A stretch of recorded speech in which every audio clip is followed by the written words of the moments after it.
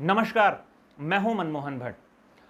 उत्तराखंड की पूर्व गवर्नर बेबी रानी मौर्य ने भारतीय जनता पार्टी की सदस्यता ग्रहण कर ली है और बीजेपी ने उन्हें राष्ट्रीय उपाध्यक्ष बना दिया है। बेबी रानी मौर्य को आगरा क्षेत्र में सक्रिय किया गया है क्योंकि वहां पर उनकी पारिवारिक पृष्ठभूमि भी है और राजनीतिक करियर की जो उन्होंने शुरुआत की थी वो भी आगरा क्षेत्र से ही की थी। जिस समय बेबी रानी मौर्य उत्तराखंड की गवर्नर थी उस समय भी उनका परिवार आगरा क्षेत्र में राजनीतिक रूप से सक्रिय था। तो ऐसे में बेबी रानी मौर्य के लिए आगरा में जाकर एक बार फिर से राजनीतिक रूप से सक्रिय होने में शायद दिक्कत ना हो।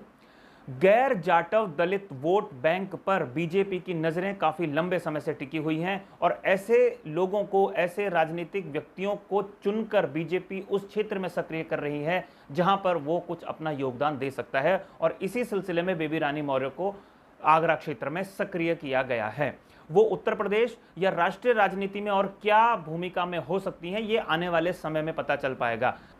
बेबी रानी मौर्य जिस समय उत्तराखंड की राज्यपाल थी उस समय त्रिवेंद्र सिंह रावत के साथ कई मुद्दों पर नोक-झोंक राजभवन और मुख्यमंत्री आवास की हुई है। इस झगड़े को, उनकी इस विदाई को त्रिवेंद्र के साथ झगड़े से भी जोड़कर देखा जा रहा था, जिनकी हाल फिलहाल में मार्च के महीने में उत्तराखंड के मुख्यमंत्री पद से विदाई हुई थी। लेकिन अब आगरा क्षेत्र में बेबी रानी मौर्य सक्रिय हो गई हैं। अब एक दूसरी चर्चा उत्तराखंड में होने लगी है कि क्या उत्तराखंड के एक कद्दावर नेता जो वर्तमान में महाराष्ट्र के गवर्नर हैं, क्या वो भी वापस सक्रिय राजनीति में आ सकते हैं। उत्तराखंड में अगले साल चुनाव होने हैं और भारतीय जनता पार्टी ऐसे नेताओं को सक्रिय कर रही है जो अपनी हैसियत रखते हैं, जो अपने दम पर कुछ सीटों को प्रभावित कर सकते हैं।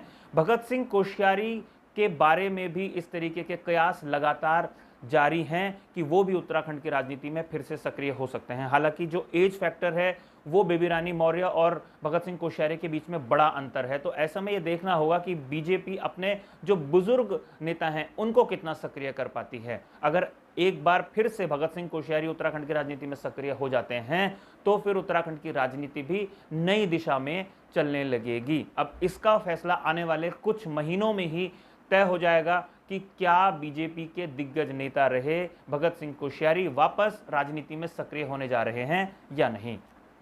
आपको ये रिपोर्ट कैसी लगी हमें जरूर बताइएगा। अगर आपने इस चैनल को अभी तक सब्सक्राइब नहीं किया है तो इस चैनल को सब्सक्राइब आप जरूर कर लीजिए। अगली रिपोर्ट में आपसे एक बार फिर मुलाकात होगी, तब तक के लिए नमस्कार।